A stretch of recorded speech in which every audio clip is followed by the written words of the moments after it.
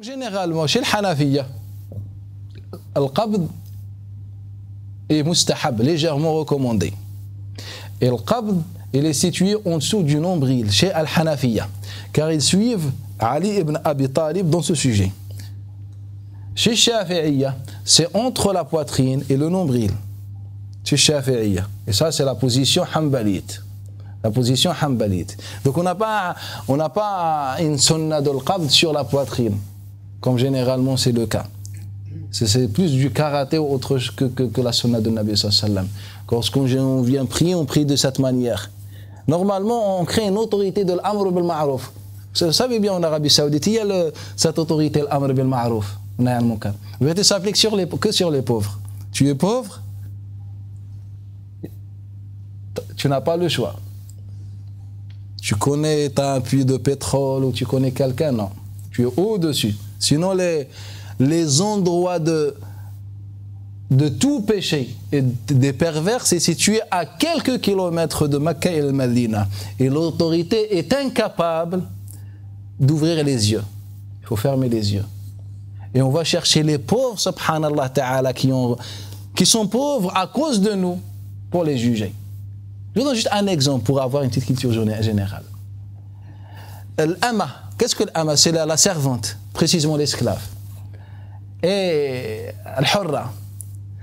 Nabi sallallahu alayhi wa sallam, dans le hadith de l'imam qui est rapporté par l'imam Tirmidhi, Ya Allah, d'après l'A'ma Sulayman ibn Mahran, d'après Ibrahim ibn Yazid al-Nakha'i, d'après Ali Alqama, d'après Abdullah ibn Mas'ud, que le Nabi, astaghfirullah, l'A'ma Sulayman ibn Mahran, d'après Abi Salih al-Samman, d'après Abi Hurayra, rapporté par l'imam al-Tirmidhi, le 4e volume. Si je me. Non, 4e volume.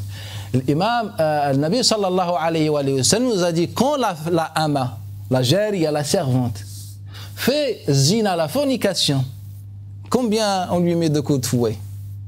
Combien on a dans le Coran? 100. Le Nabi nous a dit 3. Pour quelle raison? Le Nabi sallallahu alayhi wa sallam nous a dit que 3. Pour quelle raison? Omar ibn Khattab, comme il rapporte Imam Ibn Asakir, il faut comprendre le din. Wallahi, c'est ça ce qui nous manque. On n'a pas compris. On est soit face à un faqih qui connaît que le mashhour, soit à un muhaddith qui connaît un petit peu une culture générale sur le Bukhari et authentique faible, soit je ne sais pas. Il faut comprendre le din.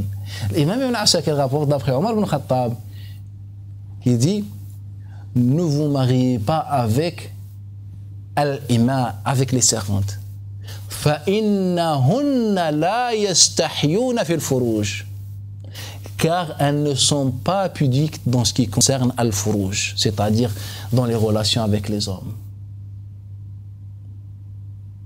Pour quelle raison? Et c'est pour ça que le Nabi sallallahu alayhi wa sallam nous a dit, je vous conseille, ou bien je vous recommande les femmes ahrar, libres, et pas al-ima, les servantes. Pour quelle raison? Car si on revient dans l'histoire, c'est dans l'histoire qui parle. Ce n'est pas une philosophie ou bien un ijtihad, c'est l'histoire parle.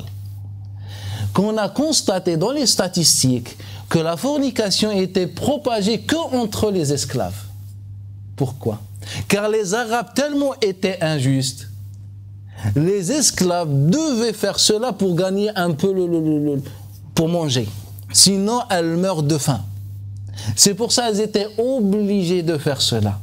Donc, le Nabi sallallahu alayhi wa sallam nous a dit 3 coups de fouet. Qu'est-ce que 3 coups de fouet? C'est-à-dire rien du tout. Hein? Sachant que le coup de fouet, dans la jurisprudence islamique, qu'on ne doit pas bouger cette partie du corps, du bras. Coup de fouet, ce n'est pas comme ça. C'est qu'avec le coude. 1, 2 et 3. Pour quelle raison? Alors que c'est 100 pour la femme normale, libre.